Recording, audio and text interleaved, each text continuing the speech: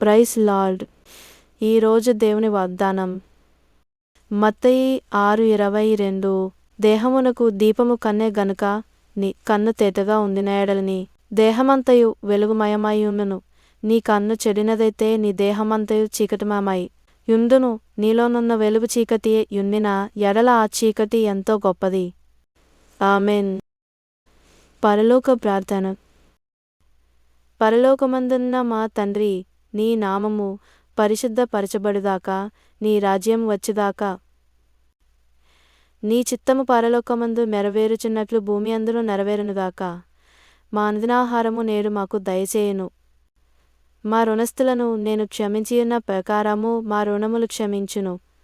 మమ్మును శోధనలోకి తేక, దుష్టుని నుండి మమ్మను తప్పించుము. ఎందుకంటే రాజ్యమును బలమును మహిమయు నీవియై ఉన్నవి.